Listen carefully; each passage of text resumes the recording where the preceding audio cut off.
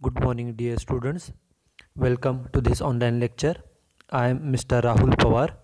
In today's lecture, we are going to see the third example on the preparation of a reconciliation statement. In the previous few lectures, we have seen the meaning of reconciliation statement, the different reasons for preparing a reconciliation statement. Then we have seen the format of preparing the reconciliation statement, and in the previous few lectures we have seen two examples on the preparation of reconciliation statement. This is example number 3. Read the example carefully. The net profit of ABC Limited is rupees 1,50,000 as per financial books. Okay, this is the first sentence. In the first sentence, the name of the company is given. Company's name is ABC Limited. Okay, and what is their profit? Their profit is rupees 1,50,000 and it is as per the financial books. हा जो profit आहे तो financial books प्रमाणे profit दिलेला आहे. In the previous two examples, the opening profit was given as per the cost books. आपण पाठीमागच्या लेक्चरमध्ये जे काही एक्झाम्पल पाहिलेले आहेत त्यामध्ये सुरुवातीचा ओपनिंग प्रॉफिट हा कॉस्ट बुकचा दिलेला होता. या एक्झाम्पलमध्ये ओपनिंग प्रॉफिट हा फायनान्शियल बुक्सचा दिलेला आहे आणि तो किती आहे तर 1,50,000 रुपये एवढा नेट प्रॉफिट आहे. Net profit as per financial books 1,50,000. Full stop. The cost books however showed a different profit. This is profit as per financial books.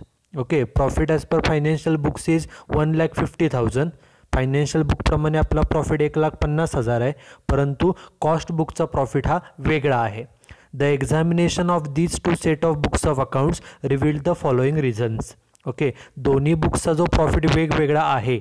Okay, आपल्याला फायनान्शियल बुकचा प्रॉफिट किती तर तो 1,50,000 एवढंच सांगितलेलं आहे आणि सांगितलं की कॉस्ट बुकचा प्रॉफिट वेगळा आहे. तो किती आहे माहीत नाही, तो आपल्याला फाइंड आउट करायचा आहे. परंतु दोन्ही बुक्सचे प्रॉफिट फायनान्शियल बुक्स आणि कॉस्ट बुकचे प्रॉफिट वेगवेगळे जे आहेत. ओके, त्याच्यासाठी कोणकोणते रिझन्स आहेत ते त्यांनी रिझन्स एक एक दिलेले आहेत. The first reason given is factory expenses over recorded in financial books. Factory एक्सपेन्सेसचा खर्च फायनान्शियल बुकमध्ये ओव्हर रेकॉर्ड केला आहे, खर्च जादा लिहिलेला आहे. This is first. Second, office overheads over recorded in cost books. Office ओव्हरहेडचा खर्च कॉस्ट बुकमध्ये जादा रेकॉर्ड केला आहे. Next is depreciation recorded in cost books. कॉस्ट बुक्समध्ये डेप्रिसिएशन किती रेकॉर्ड केले तर 10,500 आणि पुढे सांगितले depreciation charge in financial books. Financial बुकमध्ये पण डेप्रिसिएशन रेकॉर्ड केले but the amount is different. Amount is 12,000. This is fourth.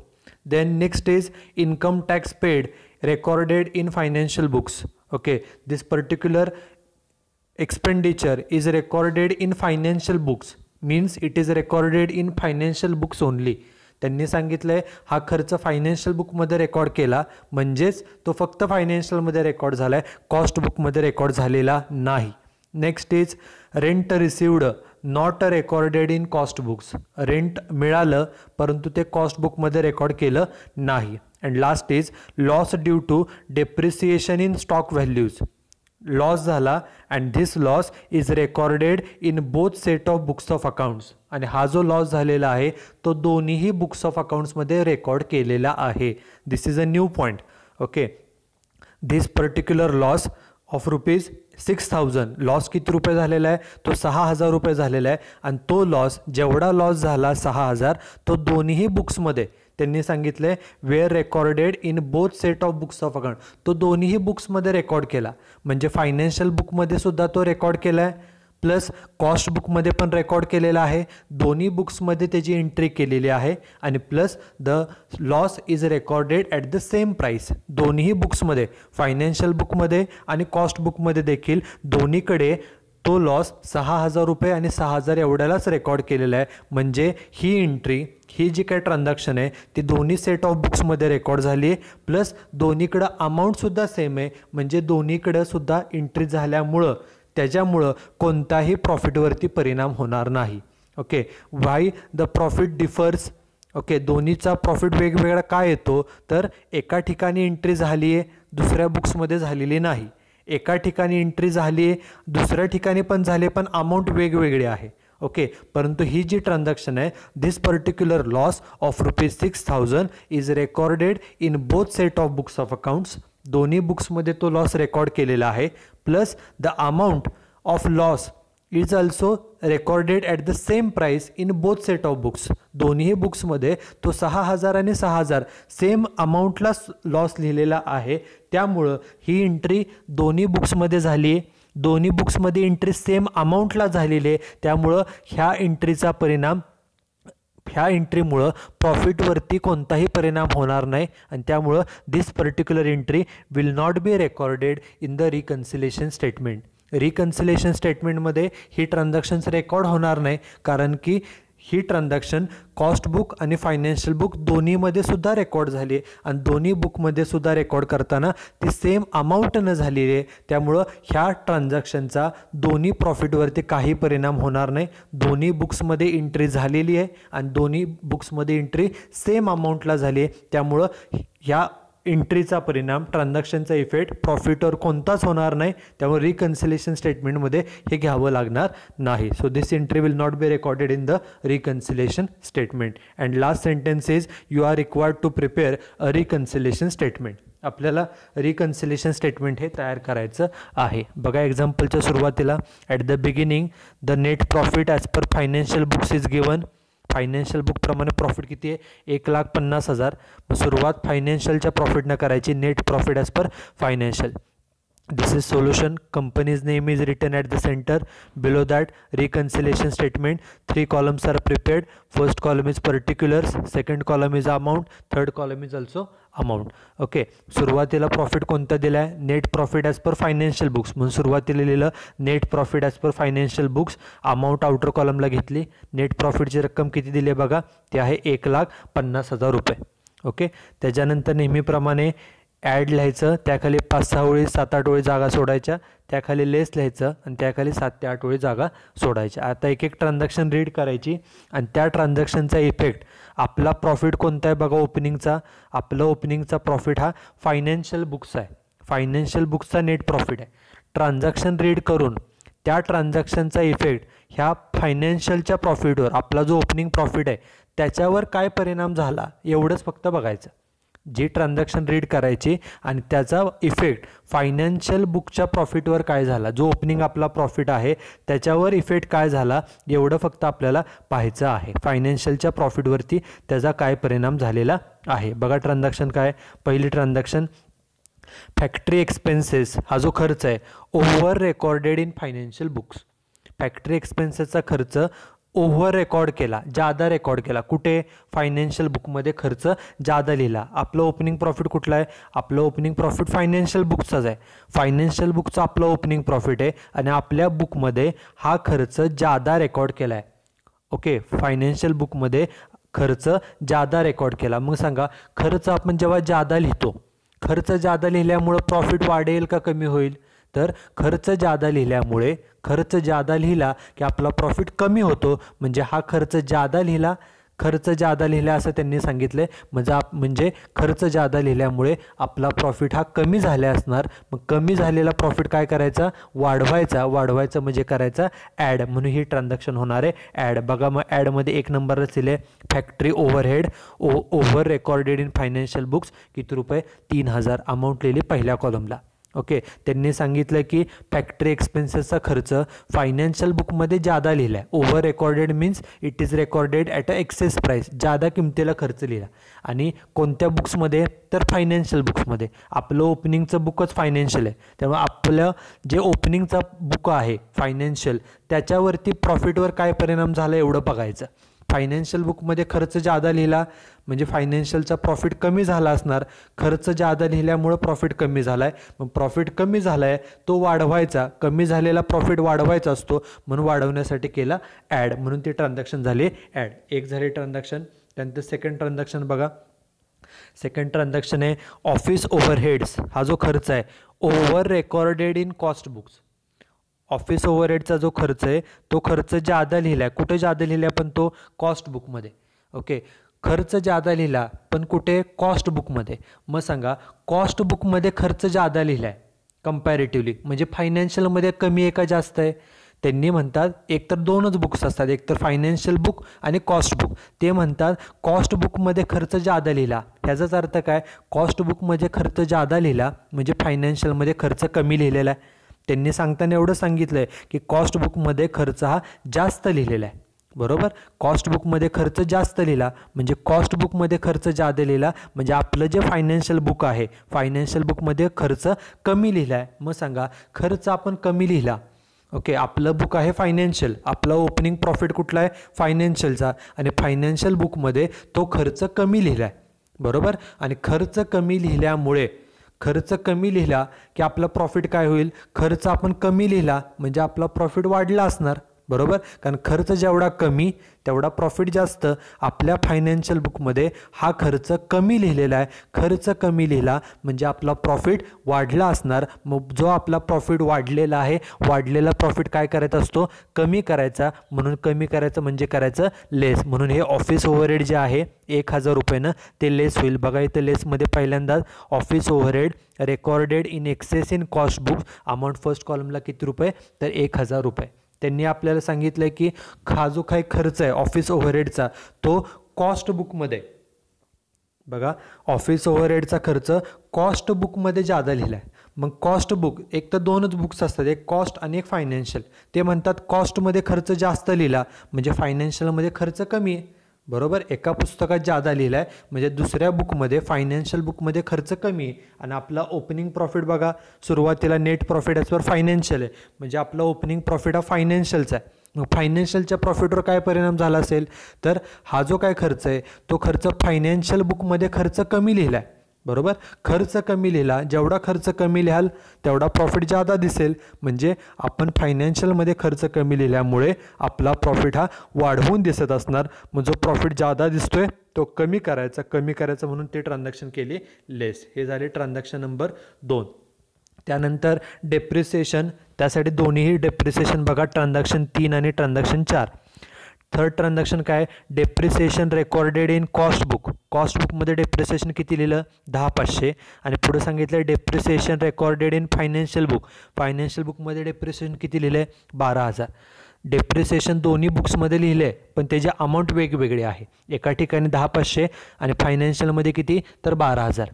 आपला ओपनिंग प्रॉफिट कोणता आहे बघा, आपला ओपनिंग प्रॉफिट जो आहे तो आहे, हे ट्रान्झॅक्शन झालेले, आपलं ओपनिंग प्रॉफिट किती आहे, कोणता आहे, तर फायनान्शियलचा, फायनान्शियल बुकचा. फायनान्शियल बुकमध्ये हा खर्च जादा लिहिला आहे का कमी लिहिला आहे बघा. कॉस्ट बुकमध्ये खर्च 10,500 लिहिला आहे आणि फायनान्शियलमध्ये 12. आपल्याला बघायचे फायनान्शियल बुकमध्ये खर्च जादा लिहिला आहे का कमी. तर कॉस्टमध्ये 10,500 फायनान्शियलमध्ये 12,000 म्हणजे फायनान्शियल बुकमध्ये खर्च हा जादा लिहिलेला आहे. बरोबर, फायनान्शियल बुकमध्ये खर्च जादा लिहिला आणि कितीनं फरक आहे बघा, दोन्हीच्या अमाऊंटमध्ये फरक आहे 1,500. 10,500 आणि 12,000 दोन्हीमध्ये फरक किती, 1,500. म्हणजे आपलं जे ओपनिंग प्रॉफिट आहे कोणता, तर ओपनिंग प्रॉफिट आहे फायनान्शियल बुकचा, त्या बुकमध्ये हा जो काय खर्च आहे तो खर्च जादा लिहिला. किती रुपयानं, 1,500. मग सांगा, आपलं पुस्तक आहे फायनान्शियल बुक, त्या बुकमध्ये खर्च जादा लिहिला. खर्च जेवढा जादा लिहू, खर्च जादा लिहिला की प्रॉफिट काय होईल, खर्च जेवढा जादा तेवढा प्रॉफिट कमी. म्हणजे हा डेप्रिसिएशनचा खर्च जास्त लिहिल्यामुळं आपला प्रॉफिट कमी झाला असणार. मग कमी झालेला प्रॉफिट काय करायचा, वाढवायचा म्हणजे करायचा ॲड. म्हणून डेप्रिसिएशन होणार आहे ॲड. किती रुपये, दोन्हीतला फरक किती आहे, 1,500. बघा मग ॲडमध्ये 2 नंबरला excess depreciation recorded in financial book amount किती, इनर कॉलमला 1,500. आपण फायनान्शियल बुकमध्ये डेप्रिसिएशन जादा लिहिलं म्हणून त्याला म्हणलं एक्सेस डेप्रिसिएशन. आणि ते कुठे जादा झाले खर्च, फायनान्शियल बुकमध्ये खर्च जादा लिहिलेला आहे. ओके, आणि खर्च जेवढा जादा लिहू तेवढा प्रॉफिट कमी होतो म्हणजे आपला फायनान्शियलचा प्रॉफिट कमी झाला आहे. मग कमी झालेला प्रॉफिट वाढवला म्हणून ते केलं ॲड. बरोबर, ह्या 4ही ट्रान्झॅक्शन झाल्या. आता 5वी ट्रान्झॅक्शन बघा, 5th transaction, income tax paid recorded in financial books ₹20,000. Income tax हा जो काय खर्च आहे तो आपण पेड केला आणि तो खर्च फायनान्शियल बुकमध्ये रेकॉर्ड केला आहे.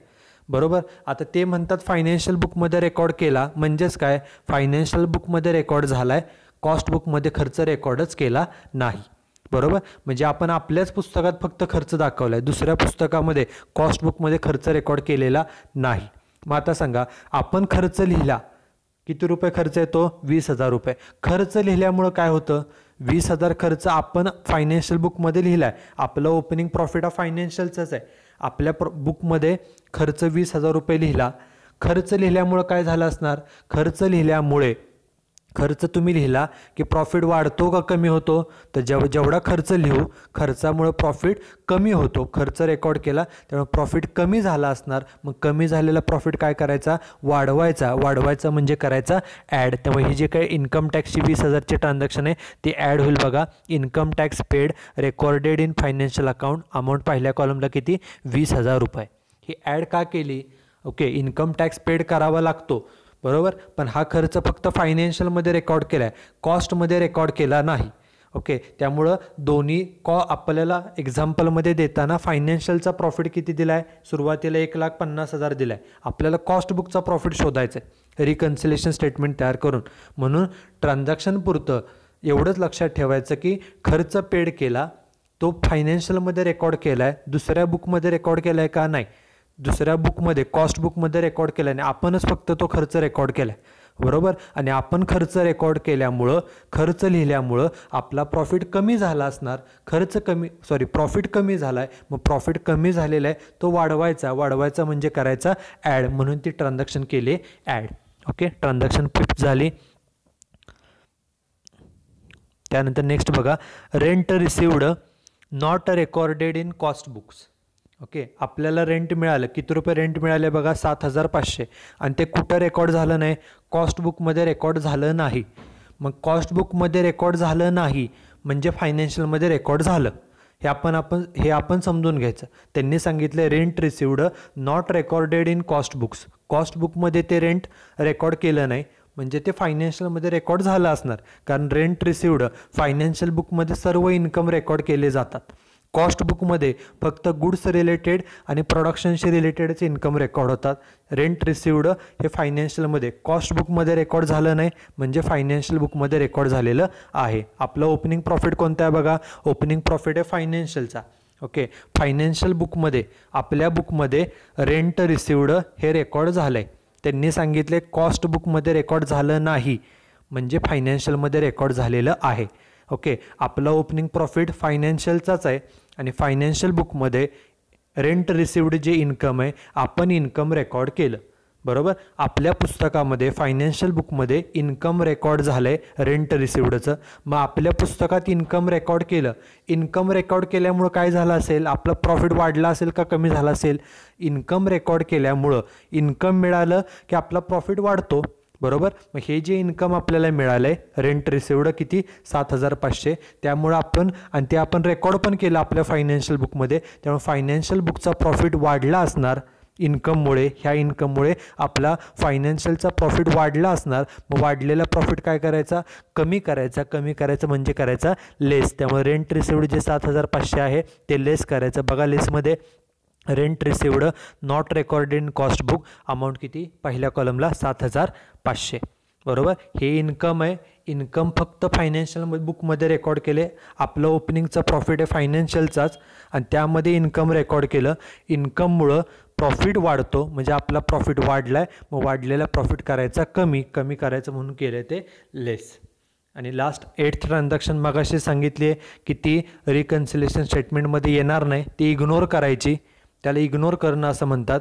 ओके, एंट्री जी लॉसची आहे 6,000 रुपयाची ती फायनान्शियल बुक आणि कॉस्ट बुक दोन्हीमध्ये रेकॉर्ड झाली आहे आणि दोन्हीमध्ये सेम अमाऊंटला रेकॉर्ड झाली आहे. त्यामुळं प्रॉफिट जो वेगवेगळा येतो फायनान्शियलचा आणि कॉस्ट बुकचा तो साठी हे काय कारण असणार नाही. त्यामुळे हे ट्रान्झॅक्शन इग्नोर करावे लागेल. ते रिकन्सिलेशन स्टेटमेंटमध्ये येणार नाही.